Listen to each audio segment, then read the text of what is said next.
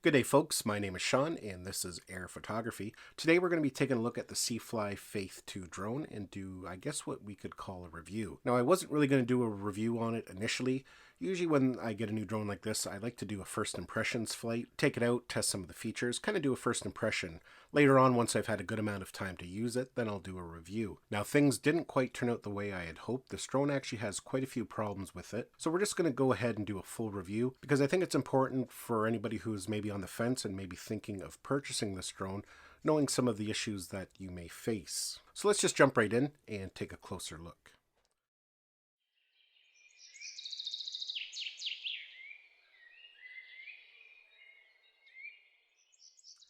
Now, to get started, I just want to mention that this drone was sent to me directly by Seafly for review, but like all the reviews I do, it does not influence my review at all. I have no loyalty to any company except to my subscribers to make sure I give an honest and accurate review. Now, the other thing I want to mention too, before we get going too deep into this review, this drone here, the one I have in front of me, could perhaps be a lemon. That does happen from time to time. With all the problems that I experienced with it, perhaps somebody else will have a different experience. But I only have the one drone, so I can only give my opinion on what I have. So to get started here, I was actually pretty excited about this drone when I first seen it and it was presented to me, just for the fact that the price was reasonable.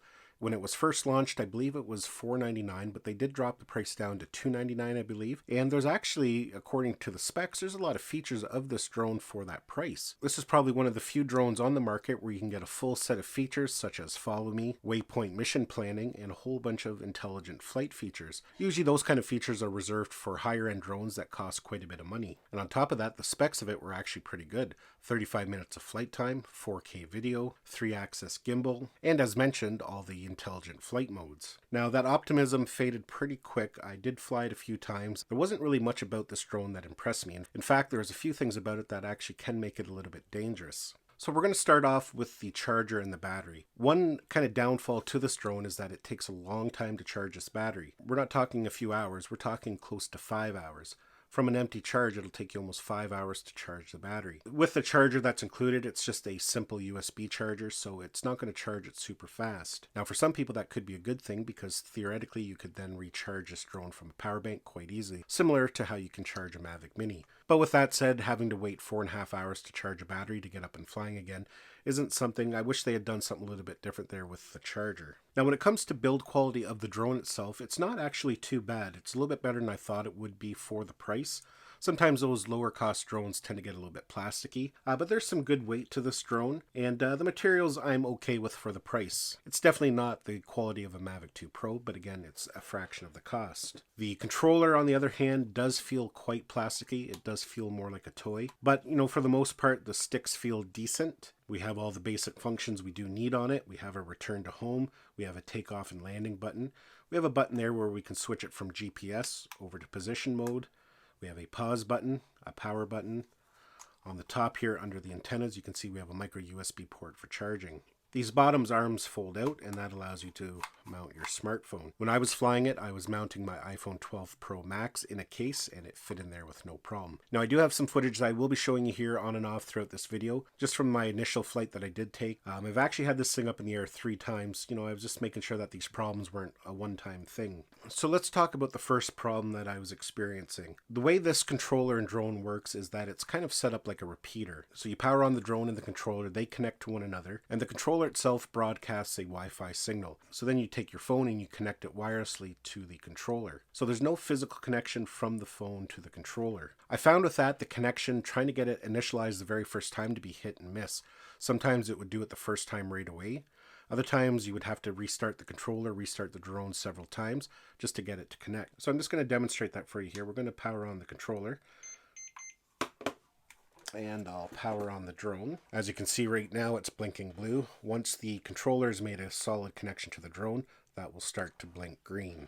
So as you can see there, the light is now green, so that means the drone is now connected to the controller. Now, for just demonstrating here, I'm not going to mount my phone in the controller, but what we have to do here now is go to our Wi-Fi, and then we're going to connect to the controller. You can see here it's listed as ground, so we're going to connect to that. So now at this point, we're going to launch the Seafly 2 app.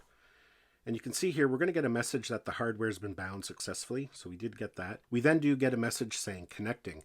And this is where the problem is. Sometimes it's going to connect. There it did connect. It says start flying. But quite often it doesn't do that. You have to restart the drone and you have to restart the controller. And I mean, I've done this I don't know how many times, and it's kind of hit and miss. It's almost 50% of the time it won't connect and you have to restart it. Yesterday when I was out flying, it took me almost 10 minutes to get it to connect. So that's not a big issue. It's not kind of one of the biggest problems of this drone, but you know, it can be kind of frustrating. But anyways, let's go in. We're going to take a look at the app here. Now this is perfect because this is one of the other problems I was having.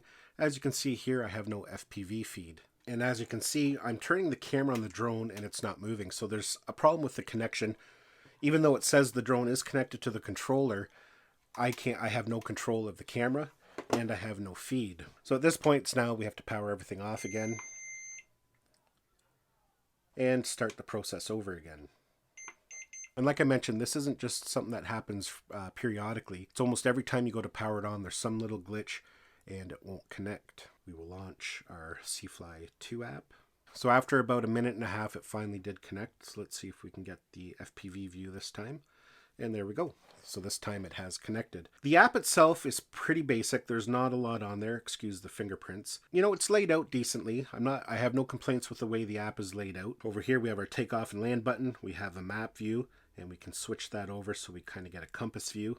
Some of our intelligent flight modes are listed there at the top. But this app does have a few problems. It's very basic. If we click on the settings up at the top there, you can see there, that's all we have. There's no camera settings. We can't adjust any camera settings, which means we can't even go from 4K down to 1080. We can't adjust the white balance. We can't adjust the shutter speed. There's no EV compensation adjustment. So that can be a big problem. So it's very basic. They definitely need to do some work on the app. Two of the biggest problems, and these are the ones that I mentioned, could become a little bit dangerous. You're going to notice at the top here we have the battery power of the drone, and it doesn't move. The only way that will update is if you close the app, if you can even get it reconnected again, or you shut the drones off. The next time you turn it back on, it'll give you an accurate reading. So even yesterday when I was flying around, that number, the drone battery level, stayed at 100%. You know, if you're a new pilot who's never flown a drone, you know, that could get a little bit confusing and become a little bit dangerous if you're flying over somewhere and it just happens to drop out of the sky because the battery dies, or you get too far and you don't have enough battery power to get home. So that's a serious issue. But an even bigger issue is if we start recording, and I'm just going to demonstrate that here for you. So I have it in video mode and I'm going to start recording. And I'm just going to let it record for a bit so we can get a bit of a video file. So you can see there I've been recording for about a minute now. Hopefully there's not too many reflections on the screen there so you can actually see that. But watch what happens when I hit stop recording.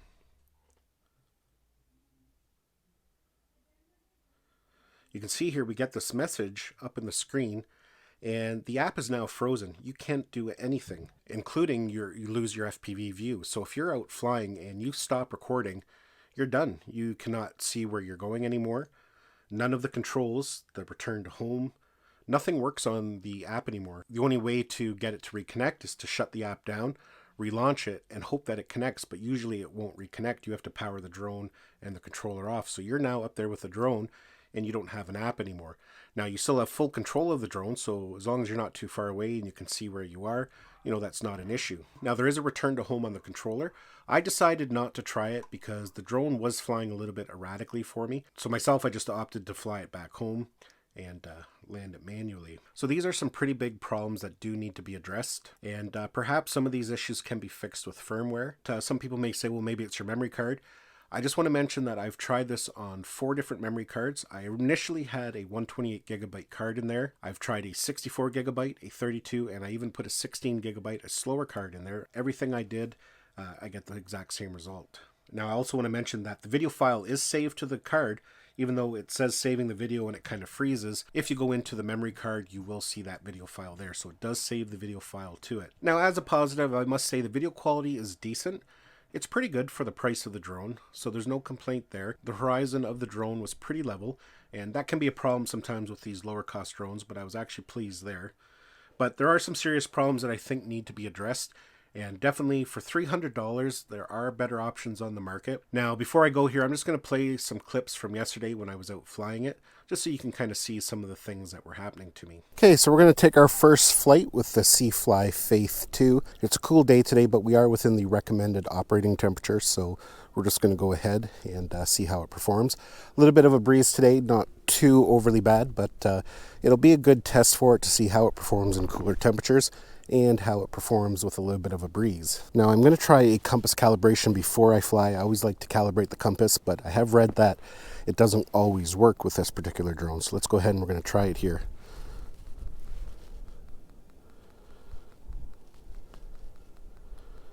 So I'm pressing the button there and nothing's happening.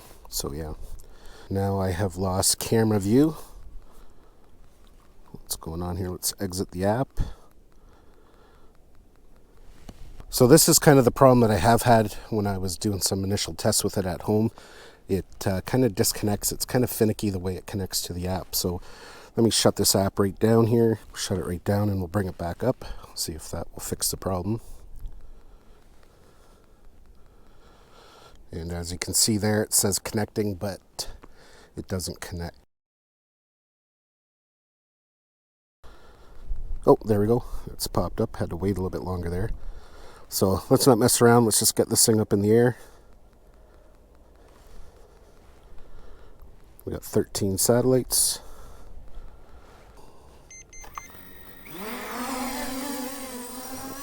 So that was kind of interesting.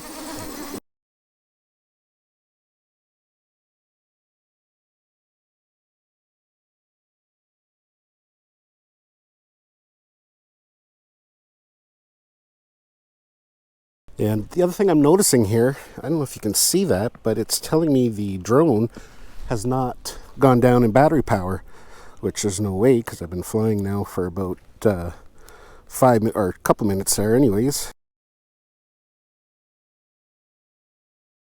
So this is Future Sean here. I recorded the first part of this review yesterday. I woke up this morning and they did actually have some updates for the Seafly app. Most notably, they've added camera settings and they've added the ability to adjust the flight speed. So I've updated the app and I'm going to go in now and just do a quick test to see if it's fixed some of the problems, some of the connectivity issues, and to see if the app still freezes. And I can say that I've been working on this now for about half an hour and the connectivity part of it is not any better. In fact, it's almost worse. So I'll just show you here. Let's go ahead and we'll power on the controller and we'll power on the drone.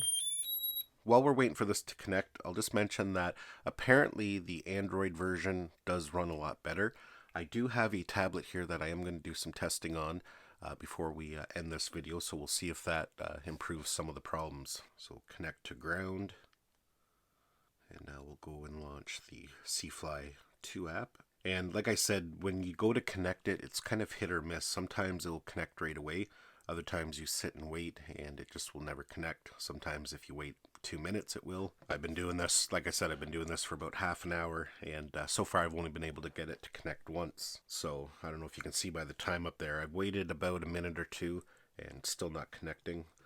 So, you know, you can try closing the app, launching it again, but it just sits in that same connecting position. So as you can see there, it's still not connecting, so I'm going to power off the drone and the controller again, and we'll start the whole process again. Like I mentioned, this is an ongoing thing with iPhones. I have two different iPhones, the one that I'm filming on now and my iPhone 12 Pro Max, and I have the same results for both. So definitely, if you are thinking of purchasing this drone, it's probably a good idea if you have an Android device to fly it with. You'll probably have a better user experience. Anyways, it doesn't look like I'm going to be able to connect. I'm going to keep trying this, but I was hoping I could demonstrate it for you here to show you what was happening. The one time I was able to get in there, when I went to camera settings, everything just locked up. I wasn't able to change any settings. I had to do a hard reset of the app, and since then I haven't been able to connect again. So I don't know if they've really improved anything with this app update for iPhones. For Android, like I said, it is a little bit more stable. I'll show you a quick demonstration here in a minute. So I'm just going to show you a demonstration on this device here. This is the Triple Tech Pro. You've probably seen this reviewed by other drone reviewers. I have a review coming for it probably in the next couple weeks, next week anyways. I put the Seafly app on it, and you're going to see here it does work a lot better. So let's go ahead and get things powered on. So we're connected there. So let's go ahead and we'll launch the C-Fly 2 app. And you can see right away, it comes up start flying, so it's almost instantaneous with an Android device compared to the iPhone. So you can see we can bring up the app with no issue. Now down here right at the bottom, I don't know if you can see that there, but they've added new camera controls, so we can click on that. And you can see they've added all kinds of things. We can change the video resolution finally, so we can go down to 2.7K, 1080, 720. We can adjust the exposure compensation. We can adjust the white balance. We can put video marks on it, which is kind of interesting for those who like to put a date or time stamp on it. You can do that. We can change the photo resolution. We can adjust the ISO. And one interesting thing here is you can see that we can actually adjust the field of view.